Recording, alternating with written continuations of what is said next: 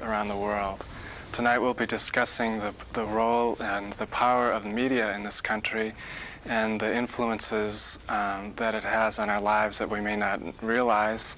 And my first question, Professor, is about the title of your book, Necessary Illusions, Thought Control in Democratic Societies.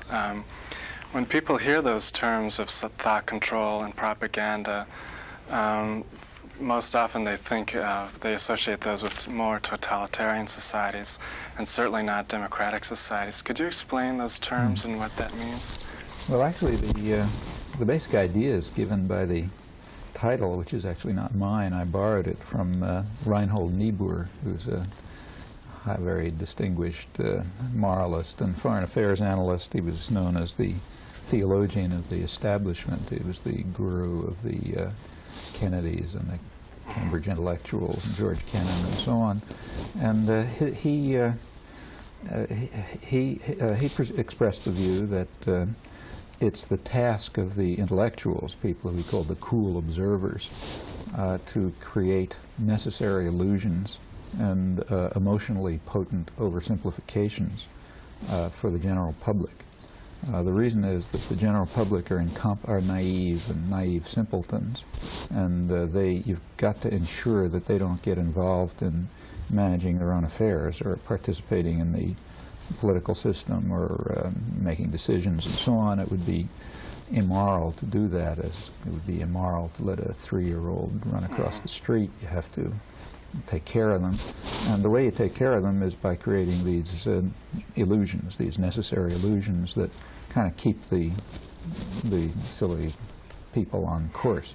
And that's a very standard idea, actually. That's a kind of a leading idea of a good deal of liberal democratic theory. So actually the previous book that a friend and I wrote right before this was called Manufacturing Consent, and we borrowed that term from Walter Lippmann, who's the Dean of American Journalists. And his conception was that the general population are what he called the bewildered herd. And he said we have to protect ourselves, we smart guys have to protect ourselves from the rage and trampling of the bewildered herd. It reminds me of another term by Aldous Huxley, which was downward transcendence by means of herd intoxication. Yes, right. Regarding fascism or fascist ideas. Yeah, they're talking about democratic societies. Yes. And the idea is that in a totalitarian society, you really don't need that much propaganda, or the propaganda can be relatively crude. And the reason is because you can control the population by force. And in a military-run society or a feudal society or a modern totalitarian society, you can have a ministry of truth which produces obvious propaganda. Everybody knows that it's propaganda, and they can choose to believe it or not choose to believe it as they wish, but they can't do much about it because you've got the bludgeon to beat them with. Right, but as a society becomes more free and more democratic, you have to keep the bewildered herd under control in other ways, and the way to do it is through propaganda and through manufacturing consent and construction of illusions and oversimplifications and or simply marginalization.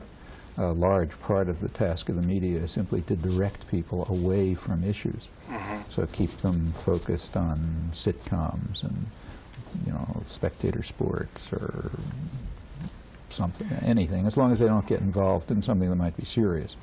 And this goes from every level, from kind of imposing the values of a highly individualistic consumer culture where the only value is individual greed and people never do anything for one another and so on.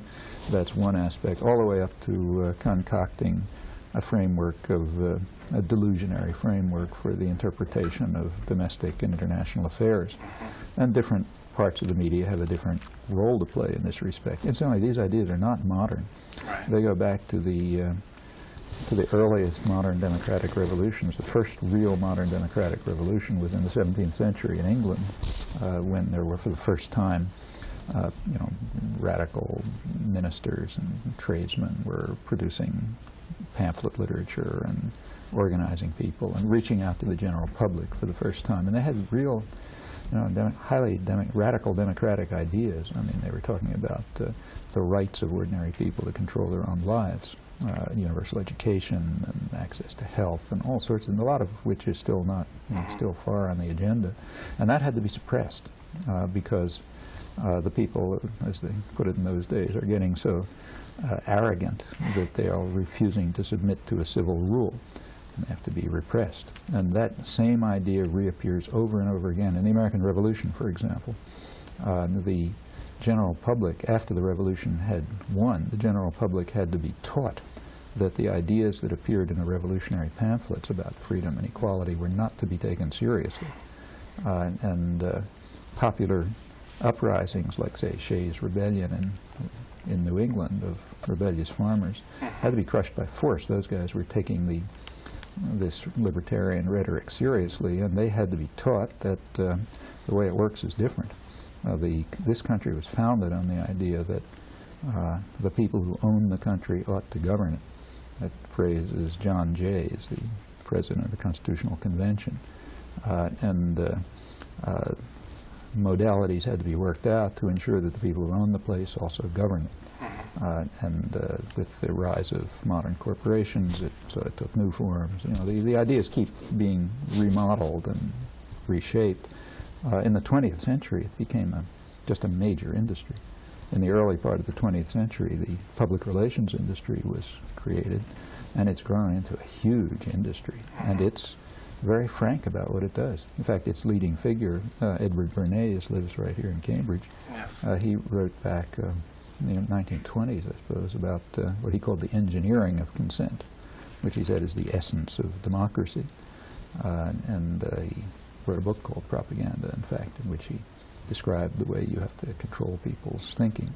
Controlling the public mind is the concern of the advertising industry, and has been from its origins, puts lots of money and thought into their main concern, actually, is to create a public climate of support for business rule and business profitability, to break labor unions, to break the working class culture that at one time existed, and so on. Well, how would the informed public jeopardize that or threaten that? How would it jeopardize that? Well, you ask all sorts of questions, like, why do we need bosses, for example? Why can't we run things ourselves? Why should there be rich people living in mansions while other people are homeless in the streets? Why should some people have access to health care and others starve and not have access to it? Why should we pour money into creating stealth bombers instead of using it for schools and houses? All kinds of questions immediately come to mind, and the bewildered herd are likely to ask them if they're permitted to have an honest look at the world. I mean, take, say, just the last 10 years. The general public was strongly opposed to the Reagan programs on virtually every issue by very large margins. I mean, right through the Reagan years, if you take a look at this, is a very heavily polled society. The reason is that business wants to keep its finger on the public pulse, so it knows how to adjust the propaganda, in fact. There's extensive polling data. It shows that right through the Reagan years, the public was, when people are asked, would you prefer spending for military purposes or for or social spending like health and education and welfare and so on, by huge margins the public preferred social spending, 4 to 1 or 7 to 1, depending on how you ask. In fact, majority of the population was in favor of higher taxes if it was used for those purposes, which is quite unusual. People rarely are in favor of higher taxes. The policies, nevertheless, were quite the opposite. The policies were to dismantle and destroy the limited support system that there was, and to transfer resources from the poor to the rich. The 1980s were a decade of outright robbery, in which the poorer part of the population was robbed, which is the great majority, were robbed outright to enrich a small sector. That's why Tom Wolfe in the Boston Globe the other day described the 80s as one of the golden moments of human history. For people like him, it was a golden moment of human history. They were robbing everybody blind. And if you don't care about homeless people and mutilated bodies in Central America and so on. Well, it's just a golden moment. Look how rich I'm getting. Now, the point is that, you know, if any of this was presented to the general public in a regular, intelligible fashion, they would want to do something about it. And in the United States, which is a relatively free society, you can't control them by force. So they better not know about it. Well, they better not think about it. Well, many people know that these problems exist. I think that they just don't, most people don't really know how to respond to them, or maybe they're conditioned not to. Problems exist, but it is a very distorted way to look at it, at least. I mean, it's very hard to know exactly what people, you know, people have to ask themselves what they know and understand, but we can see what's presented. So, for example, take the Boston Globe again. The other day they had a couple of weeks ago, I guess, there was a comical front-page story about the economic crisis in Massachusetts, and it was about a man whose name I've forgotten, who was telling about how impossible their life is. You know, can't exist. He only makes $56,000 a year, and he was having a tough time keeping his 2 cars up. And you know, they didn't have enough time to spend in his swimming pool, and they only had 2 houses. And I mean, his wife even had to work, you know, to sort of, and she didn't want to. And this was really terrible. And then he went on to say how awful everything else is. You know, the roads are no good, and the schools are collapsing, and so on and so forth. What was the problem? Well, the problem is big government. Well, you know, I mean, put aside the question of what the problem is for a man who's making $56,000 a year. I mean, let's grant he has a problem. But why is the problem big government? Well, doubtless there's corruption in government, but there's 1,000 times as much corruption in business. And for every, you know, bit of excessive spending in government, there's 1,000 times that much that goes into super inflated salaries and idiotic managerial practices that have led to the decline of the productive system in order to maximize rapid gain and so on. But he didn't say the problems in the business system. And in fact, nobody would say, you would never see that in the newspapers. I mean, there's lots of attack on the corruption of government, doubtless real, you know, but so marginal as to be insignificant. On the other hand, the fact that we have a business community that you know, extracts huge profits and leads to, and has, you know, a sector of the population living in extraordinary luxury while making, you know, while in fact owning the country and also governing it and directing policy in a way which maximizes their profit but happens to be extremely destructive for the general population and future generations. That's not what this man complained about, because it's not presented to you every day, and it's not, the world isn't shaped in those terms. That's one of the things you don't look at. Even when people talk about the media, they talk about, I mean, there's criticism of the media for something. Occasionally there'll be criticism of the media for being too soft on the government, you know, not being adversarial enough. How about criticism of the media for being patsies for business, for the corporate system? You never see a criticism like that. That's just one of the things you're not allowed to discuss. I think the most dominant criticism of the media would tend to be that it's too liberal or too left-wing. I mean, the usual criticism is it's too adversarial. But when you see a criticism from the other side, you know, it says, no, it's not too adversarial. It's that it's too subordinated to government. You will occasionally hear that. But that it's too subordinated to corporate interests, that's unspeakable. You know, those words, that's not an English sentence. You can't say that. Right. Because corporate interests don't exist. You know, they're part of the, they're behind some curtain, and you don't talk about them. You can talk about the government being bad occasionally, and you can criticize the government. But the government is just, you know, it's just one segment of the business class. That's all it is. You know. And the real problem is is basically in John Jay's dictum, the dictum on which the country was founded. If those who own the country are going to govern it, which in fact is essentially what happened, you want to look at who owns it, not just that particular set of managers who happens to be running it today. Yeah, you have written that resources come from the real source of power in this country, from ownership. Those who own the productive assets of the country ultimately have the capacity to determine what else functions. Now, how, in terms of, again, getting back to the media, how would those systems be maintained or be reinforced in in a daily way, and How does it television. work, you mean? Excuse me? You mean how does it work out? Or? How does it? Well, how is it reinforced if you say that that's something that is promoted or that's? Well, I mean, there are two levels at which you can discuss this, and you tell me which one you mean. I mean, one, we can talk about how how do the institutions work out so that, in fact, the picture of the world is shaped in corporate interests. That's one. And secondly, how are particular stories dealt with, or particular issues? I think I'm interested in both. I think it is. Well, the first one is pretty straightforward, and in fact, it's not very mysterious. Just simply one just simply has to ask oneself, what are the media? Okay, so what are the major media? Let's take, say, the television channels or the cable channels or the big newspapers and so on. What are they? Answer, very simple, they're big corporations. In fact, for the major media, huge corporations. What's more, they're integrated into even bigger conglomerates, like General Electric and Westinghouse and so on. Huge, among the real huge conglomerates.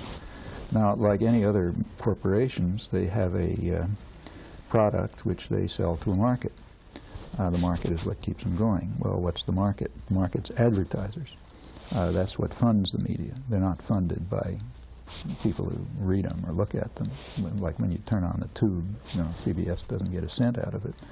They're financed by the advertisers. In fact, same with newspapers. You may pay 50 cents, but usually they lose money for every issue that they sell. It's the advertisers who keep them going. So what you have is big corporations selling a product to other corporations. Well, what's the product? The product is audiences. If you sell upscale audiences, you get more profit because there's no point advertising a Mercedes in the slums. So if you want to you want to sell a good product that's going to make a lot of money, you sell rich audiences, privileged audiences. And in fact, that's what the one sector of the media, like the national media, basically, the New York Times, the Washington Post, those things, and the Boston Globe for that matter, they basically are selling privileged audiences. And they're the ones who set the agenda. Like if you're running a small newspaper and say, a big newspaper for that matter in Des Moines, Iowa or something, you don't have the resources to cover the world scene or even the national scene. What you do is you see what the New York Times has, and you do the same thing. The wire services. Well, see, it's actually interesting. Now, if you watch the wire services, I don't know if you've got an AP wire here, let it run, and around 4 o'clock in the afternoon every day, something comes across which says, the New York Times is planning the following for their front page tomorrow. Every editor in the country sees that and he says, okay, here's the news for tomorrow, X, Y, and Z, because that's what the New York Times is doing. In fact, even the television channels do that. They see what's on the New York Times and the Washington Post that morning, and that's what you're going to see in the evening. I mean, they're a little more independent than a small newspaper, but that's the way the thing works. So there is a sort of a core of kind of agenda-setting newspapers. There is also kind of a local quality press, like, say, the Globe or the Philadelphia Inquirer or the LA Times, and they have a degree they have enough resources so that they have a degree of independence, although they don't break far out of that framework either. And then you sort of go on down to people who just pick up the structure, and either they use the New York Times, like, say, if you have the Boston Herald, you just run the New York Times news service. That's your view of the world. I doubt if they have their own correspondence anywhere. So on the one hand, you've got these kind of agenda-setting media, which are selling privileged audiences. And then you have the mass media, which are selling huge audiences and just sort of pick up the structure from above. Well, what do you expect to come out of that? Let's take the agenda-setting media. Huge corporations selling privileged audiences to other businesses. What kind of picture of the world do you expect to come out of that system? Well, you expect a picture that's going to reflect the interests of the sellers and the buyers and the product, namely to reflect to give a view of the world that serves the interests and the needs of the sectors of the population that in fact control the resources and make the decisions, and they're the economic managers and the political managers and the cultural managers, the people who are in the culture business, schools, universities, media, and so on, reflects their interests. That's a top sector of the population. At an extreme level, it's the kind of people who Tom Wolfe was talking for. But it's it's the privileged. Now let's take the other sectors of the media. And they have a job. I mean, their job is to, those media have, their job is first of all to set the agenda in a way which will serve those interests, pick the stories, frame them, suppress them, modify them in such a way that it will serve the interests of privilege, which they do, but also to indoctrinate their own audience. They got to indoctrinate them, because those people, the people in decision-making positions, they have to accept the values and the interests and the understanding of the real bosses, the people who actually are the corporate management and ownership. Well, it would seem to me that that class that you say that some of this is being directed to is small and probably, in fact, is becoming smaller. That very wealthy class, whereas the larger and expanding part of the population would be a lower class or a middle class. And see, the real mass media are directed to the what I've been talking about so far is maybe 20% of the population, which is subordinated to the interests of a few percent who really own the resources. What about the other 80%? Well, they're the ones who are fed the rest of the media. And the task of the media, as far as they're concerned, is in part to just inculcate the right patriotic slogans and make sure they don't look at the wrong things, like people enriching themselves at their interest and so on. You put that away. But besides that, just divert them. Divert the bewildered herd and make sure that they don't get involved in anything that might be unfortunate, like running their own affairs. So, so basically, a large part of the media is diversion, and it's also isolation. You want to make sure that everybody's alone. Each person is sitting alone in front of the tube. You don't support one another. You don't have any organizations where you get together and try to work things out and do things. Unions, for example. I mean, one of the major propaganda, very conscious propaganda efforts of the public relations industry was to destroy the unions. When did that begin? That began, well, actually the United States has a very violent labor history. So it began way back. In fact, and we also had a highly class-conscious business class. In fact, if you read the business literature, it's kind of like Marxist literature. It's all about class warfare and the masses and so on, except they're on the other side. You got to win the class war, by suppressing the masses, and they're worried about the power of the masses and so on. It's the only place in American, reading material where it reads like kind of vulgar Marxism, except upside down. Back in the 19th century, from the 19th century, there's been a real battle. Now,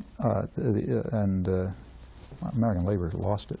I mean, there was a long war, and labor struggled for a long time to gain things like, say, the 40-hour week. Finally gained it, but no longer. In fact, unionization has declined very far, and what's more, the working class culture has declined. The extent to which this is, just take, say, for example, May Day. If you ask people, I ask my classes every year, and, April 30th, what's tomorrow, and it's the day when you dance around the maypole or something. The United States is, I think, probably the only country in the world where May Day is not a working class holiday. Everywhere else in the world, May Day is a working class holiday. Well, what's it celebrating? What May Day is celebrating is it's a holiday established by the international working class movement in solidarity with the struggles of American workers. It was in solidarity with the struggles of American workers for an 8-hour day over 100 years ago. Now, the United States is the only country where it's not celebrated. In fact, we have a working class holiday. It's Labor Day. It's a day when you go back to work. Right. That's at the end of the summer. That's when the summer's over. Now, forget fishing. You go back to work. Now, see, those things are not just they're symbolic in a way, but they reflect the enormous victory of the business classes over any conception of popular organization or popular solidarity, or just the idea that people have a right to the fruits of their own labor or to struggle together to achieve something. That's got to be completely destroyed. And all that's left is the right of the rich to enrich themselves while nobody's looking. And that's, in fact, what the public relations industry and advertising is dedicated to, and what a large part of the mass media are dedicated to. Well, I think back to a time, like, for example, looking at Life magazines of the 40s and during the war, when there was very intensive propaganda and very blatant propaganda, and looking at any of the,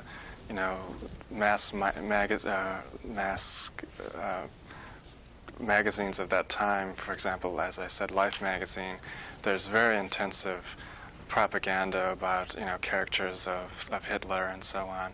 And I think immediately after that, and in the 30s, there was a bit of an experiment with socialism in this country, at least on one level.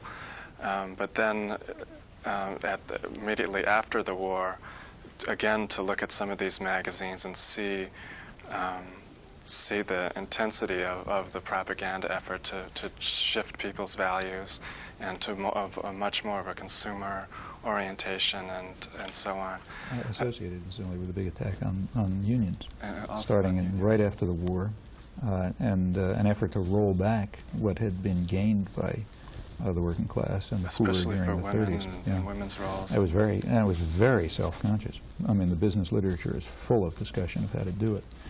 They had begun in the late 30s working out one thing was called the Johnstown formula, which was a technique that was used to break a major strike in 1937 by enlisting public opinion and using the media, in fact, to undermine popular support for the strikers and what they were fighting for, which was in fact the interests of most of the population.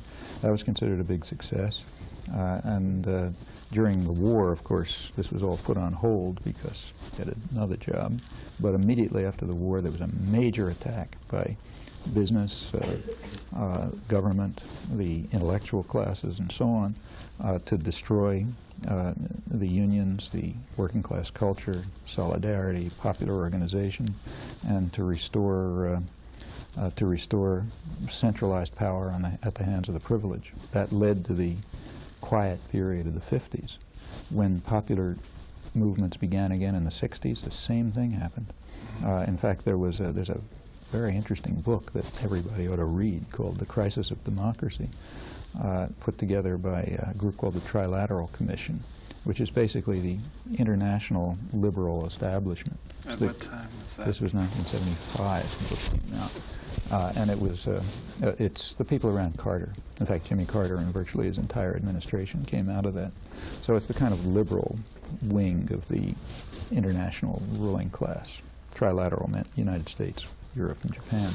And they were all concerned with the same question. They were concerned with the ferment of the 60s, when our crisis of democracy arose. Well, what was the crisis? Now, if you read it, it's very, very enlightened. They were talking to each other, so everybody was very frank. Nobody was expected to read this book.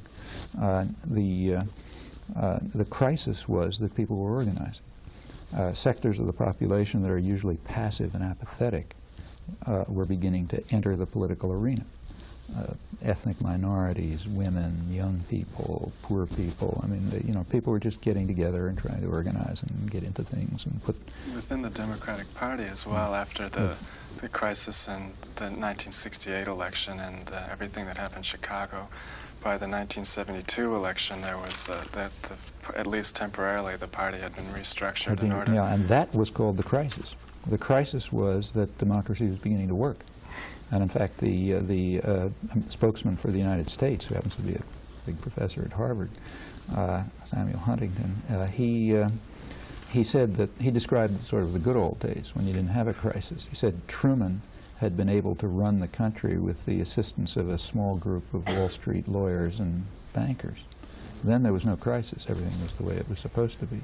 But now you couldn't just get a bunch of bankers and Wall Street lawyers together and do everything, because you had all these annoying people. You had this bewildered herd getting involved. And that's a crisis. And how do you solve the crisis? Well, you restore the population to apathy and obedience. And then you don't have a crisis of democracy anymore. Then democracy is working just fine, working in the interests of the privileged. It's by the privileged, for the privileged, and in their interests. That's democracy. And when that gets out of hand, you have a problem. Well, that's the same idea, thought that we've been hearing since the 17th century. And every time you get popular involvement and action and organization, you get an attempt to crush it. In the United States, it's been quite successful. The people really are marginalized and isolated. The United States, what I mentioned about May Day is a case in point, but The United States has one of the weakest labor movements in the world. It's the only industrial society, virtually the only industrial society that doesn't have a labor-based party. We really have a one-party system, if we were honest. We have a business party. One of the populist mayors in the Midwest, Mayor Cleveland, recently called it the demi-publicans, the business party. That's two factions, and they kind of shift around a little bit. But it's what would be called the conservatives or the Tories in almost any other industrial country. There's no working-class party. There's no... I doubt if there's you'd have to really look hard in the United States to find any writer in a journal who would identify himself or herself as a socialist. Virtually no one. Every other industrial society is just a joke. It's normal. I mean, Canada, England, anywhere. In terms of that, and in terms of that and the press, and people who are within the press, as you say, a journalist, mentioned about the socialist journalist as an example. How is it that the perspective in the news that we see is as narrow as it is? How is it? How is that reinforced, would you say? Is it I've recently read a study about the people who are presented as experts in the media having a very narrow spectrum. Well, that's true, but there was a study in Mother Jones this month, and a media analysis group also did a study of people in Nightline or something, and it's true, yeah, of course, picked from a pretty narrow spectrum, but I think that kind of is misleading in a way, although it's correct. The point is that the entire spectrum is narrow. Yes. So, for example, I've done a lot of, well, for example, in this book, I do some analysis on various issues. So, the big foreign policy issue of the 1980s was Nicaragua, what do you do about Nicaragua? I took the two periods of peak concentration, which, if you look at the number of news stories and so on, it sort of peaked in early 1986 and in early 1987. That was in connection with Contra aid bills. So I took all the opinion columns in the newspapers, main newspapers, Washington Post, New York Times, all the op-eds and the editor and the their columnists and so on. That's supposed to give the range of opinion, and there were lots of them. There were about close to 150 columns. So how did they divide up on the issue? Well, on the major issue, what's your attitude toward the Sandinistas? It was totalitarian, 100%. 100% of the, in the first sample, 100% of the columns were anti-Sandinista. In the second sample, 1987, there were two exceptions. One of them was the ambassador of Nicaragua, who was allowed to write a column, and the other was the only person who had first-hand experience in Central America, a doctor in New York, Kevin Cahill, who's a specialist in tropical medicine and has worked in Haiti and the Caribbean and Central America. And he was the one person who said, look, it's the only place where they've carried out health programs directed to the poor population. They've had an enormous increase in lifespan, huge decline in infant mortality because they're actually trying to do something for people. Those were the two columns in the whole sample that were not anti-Sandinista. Now, that's the kind of unanimity you get in a totalitarian state. Now, furthermore, it's kind of interesting to see the topics that weren't mentioned. Like, whatever your attitude may be toward the Sandinistas, there's one rather striking property that differentiates them from, say, the government of El Salvador and Guatemala or even Honduras. Namely, they don't slaughter their own population. In El Salvador and Guatemala, and even to a lesser extent Honduras, the government's essentially run by the army. And the army's a gang of murderers, U.S.-trained and U.S.-supported murderers who've killed tens of thousands of people. There's been a huge, massive slaughter there. Well, whatever you think about the Sandinistas, they haven't done that. So how much, in fact, their record is much better than even Honduras in this respect. Well, how much coverage did that get? Answer, not one phrase in all of the columns. That shows how important mass slaughter and terror and torture are for elite values. Another factor which is not in question is that the Sandinistas, again, whatever you think about them, did carry out social reforms, and they had quite a significant impact until they were cut back by U.S. terrorism. How much did that get? Well, you know, scattered phrases, maybe in the first sample 2 phrases in a very negative context. In the second, the 2 columns I mentioned indicated it. That shows how important social reform are. The third point that is interesting is international law. I mean, the World Court ruled that U.S. actions in Nicaragua were criminal, that we were engaged in the unlawful use of force, and that the embargo was illegal, and that what we're calling humanitarian aid is military aid. Now, that's the highest world tribunal, you know, the International Court of Justice. How much attention was paid to that? Virtually zero. You put all this together and you get a picture. I won't go on. You get a picture of a society which is virtually totalitarian in its conformity to the needs of power, which cares nothing about terror and violence as long as it's carried out for a constructive purpose. In fact, you mentioned in your book about a lecture that there was accusations of aiding the guerrillas from Colombia that were just completely fabricated. Yeah, I mean, there was a big story in this New York Times ran a big series on Nicaraguan support for guerrillas in Colombia. Colombian government denied it, said there's nothing like that ever happened. That was never reported, and they continued to publish the accusations.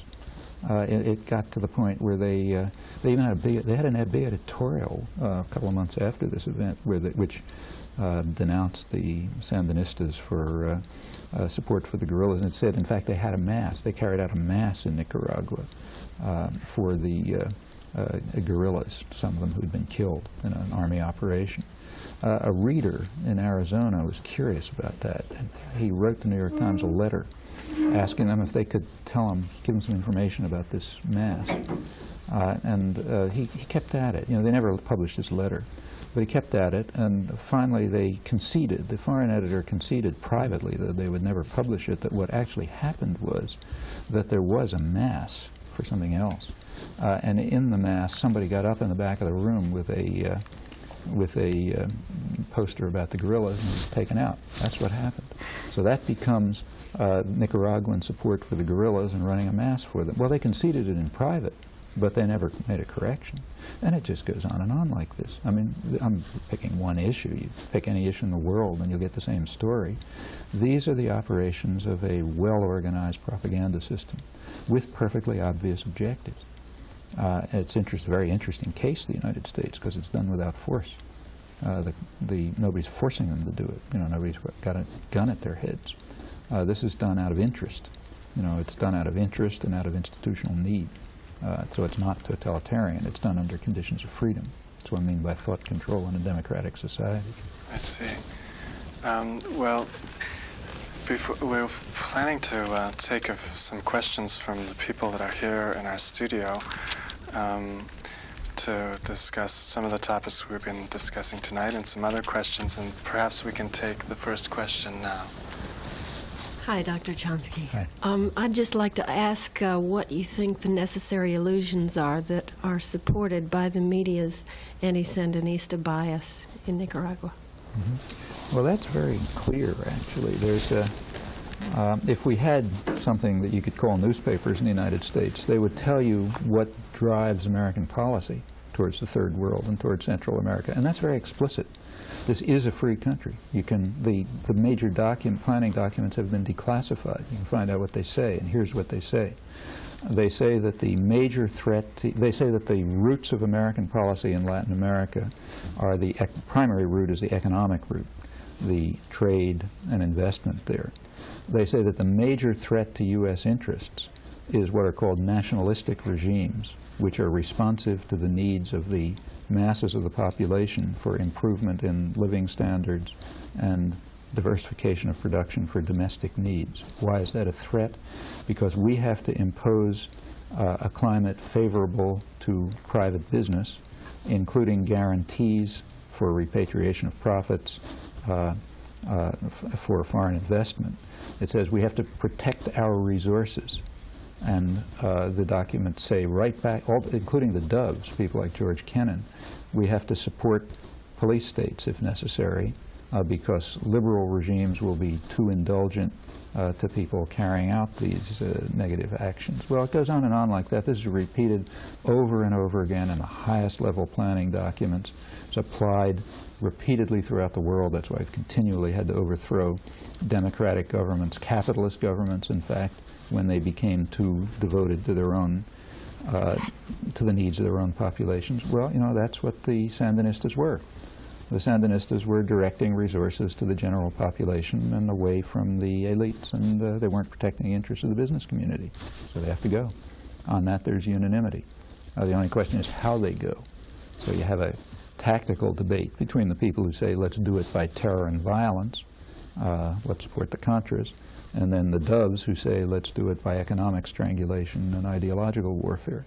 But that they must go, that's certain. How often have you read an editorial or an opinion column in the United States saying the Sandinistas are doing good? You know, I mean, you can certainly find people who say it. For example, Oxfam, you know, the major development and aid organization, has described the policies of the Sandinistas as unique in the 76 developing countries in which they work, in their concern for the needs of the population and the efficiency with which they address them. But they don't write an op-ed, because that's not a permissible position. Shall we take the next question, please? I'm wondering, you cited this Gallup poll that said that a majority of Americans are in favor of funding social programs and are willing to raise taxes to pay for them. I'm wondering why, in your mind, Democratic candidates who stand for those things keep losing, particularly presidential candidates. There aren't any. There's no presidential candidate who stands for those things. For example, right at the time when that's what the polls were saying, the Democrats were saying, let's do the opposite. Well, Mondale, for example. Mondale didn't say that. Mondale didn't. In fact, Mondale did not. Mondale's position was he was in favor of cutting back military spending, but also cutting back social spending. And the reason was because in 1984, the Democrats were basically the party of fiscal conservatism. They were the party that was representing the interests of the banks and the investment firms and so on, who were concerned with the big deficits. The Republicans were the party of what's called Keynesian growth. You know, big government, lots of government spending. That's what the military means. Big subsidies to high-tech industry. That's what the Pentagon basically is. Let's forget the deficits. In fact, the two parties had switched their usual positions 180 degrees.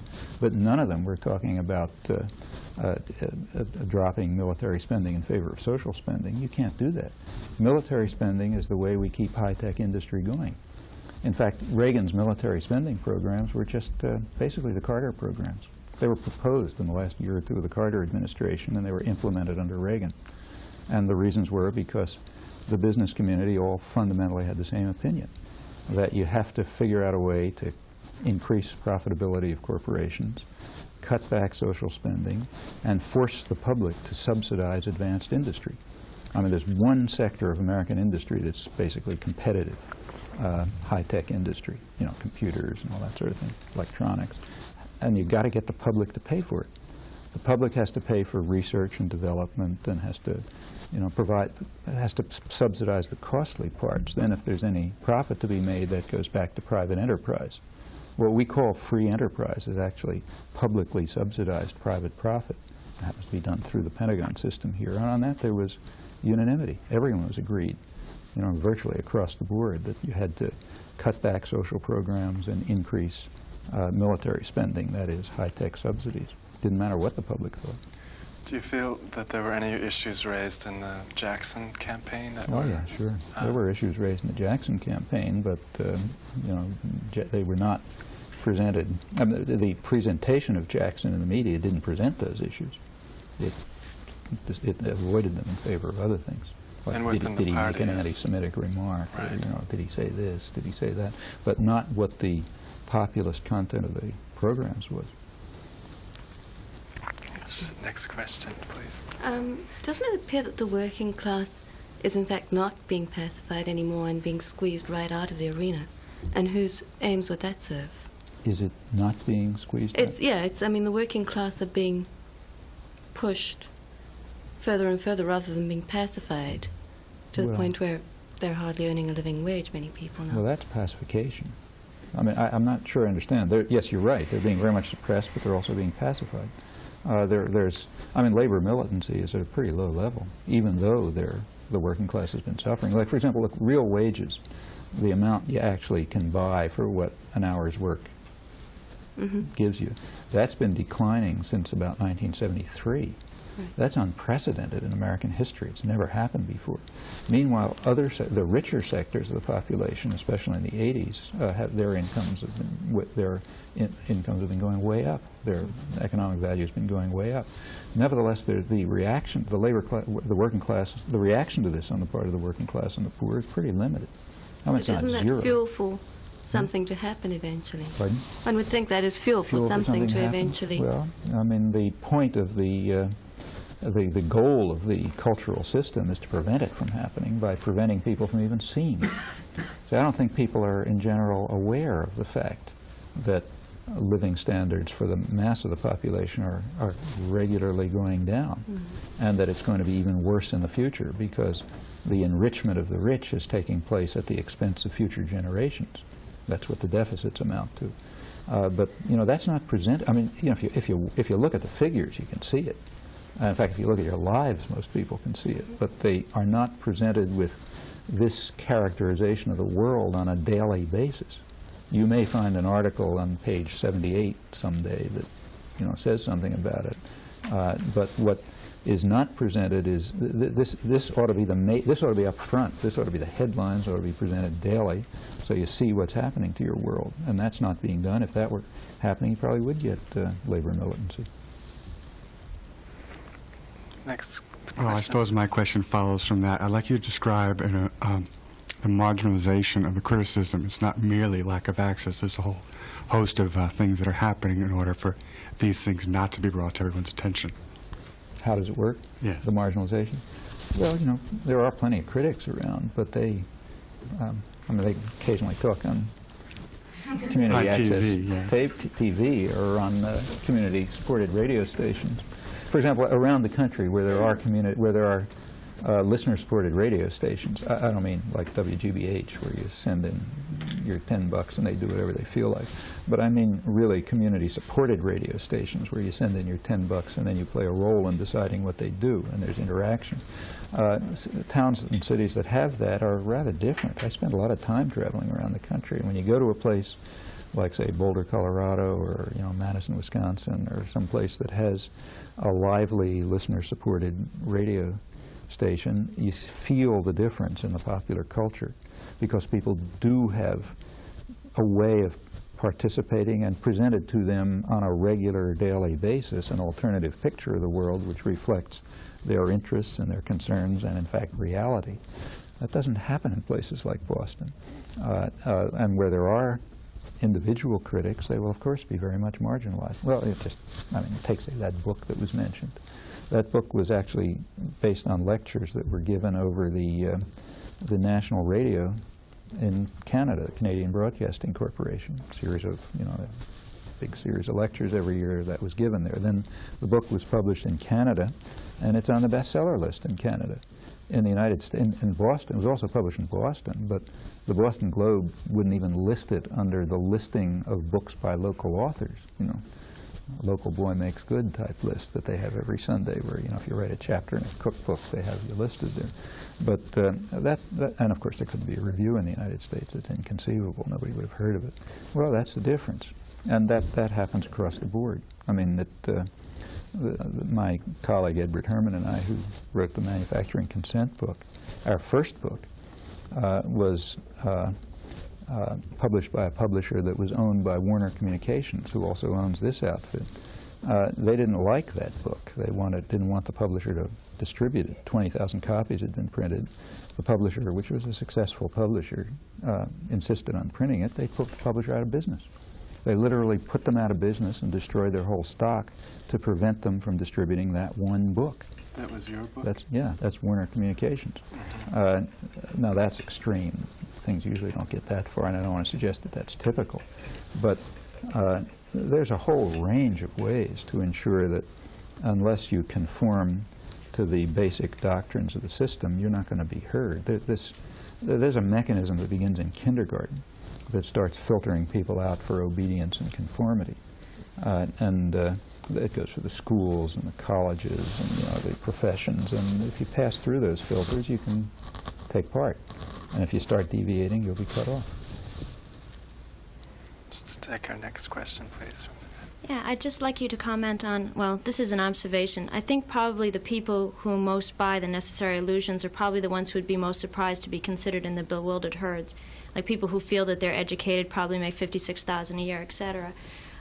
My take on things is that marginalized groups don't buy the necessary illusions, and their jargon and everything else reflects that. Could you comment on how you think their role could be, the role of marginalized groups in the United States? And remember, the marginalized groups is the large majority of the population. Fragmented, yeah. Fragmented, but put them together, that's the overwhelming majority. I think your point is right. It's kind of hard to prove because the polls don't ask the right questions, but my impression is exactly like yours, that the educated part of the population is the most indoctrinated and the most deluded. And I think there are good reasons for that. They're the ones who are subjected to the indoctrination regularly on a daily basis. To be educated means to be bombarded with propaganda, distortion, illusions all the time. For most of the population, you see what's in your lives, and you can't be deluded about the things I've just been talking about because it's right in front of your nose. And you're not bombarded by the regular propaganda because you're considered too unimportant. You're just pushed to the side. So what can these people do? Well, they can create exactly the crisis of democracy that elites are worried about. They can become organized. They can enter the political arena. They can begin to, they can take over the political system by their numbers, as they should. And in fact, they can take over the system of production as well. After all, why do you need bosses and managers? What role do they serve other than to enrich themselves and to distort the process of production for the interests of the wealthy? That's it. Let's face it. There's no other need for them.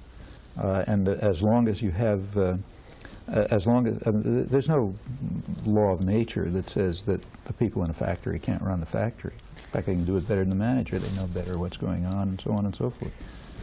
Now, when those issues become on the agenda, you'll have a real crisis of democracy, and in fact, you'll complete the revolutions that began in the 18th century and then were cut off. Professor Chomsky, we have time for one more question.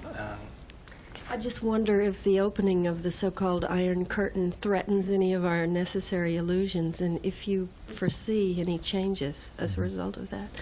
Well, what's happening behind the Iron Curtain is a very exciting development, too much to talk about. But the way the West is looking at it, they want to convert Eastern Europe into a kind of a third world. So the idea is to convert Eastern Europe into Mexico and Dominican Republic and so on, make them easy to rob. That's the basic idea. So they too can provide markets and resources and cheap labor and so on and so forth. It's causing a problem for propaganda at home because the main way in which the general population here has been kept under control for the last 50 years is the Russian threat. You can't waive it anymore. In fact, the invasion of Panama was very interesting in this respect. It's so typical an operation of U.S. violence that it barely merits a footnote. But it was different in one respect. It's the first act of U.S. international violence in 50 or 60 years that hasn't been justified on the pretext that we're defending ourselves from the Russians. So when we invaded Grenada or the Dominican Republic or whatever, we're defending ourselves from the Russians. There weren't any Russians, but at least they were over there. We can say we're defending ourselves from them. This time, that was beyond the imagination even of the editorial writers in the State Department. So they had to set up a whole new propaganda framework. And in fact, it's interesting the way it worked. This problem was foreseen a couple of years ago.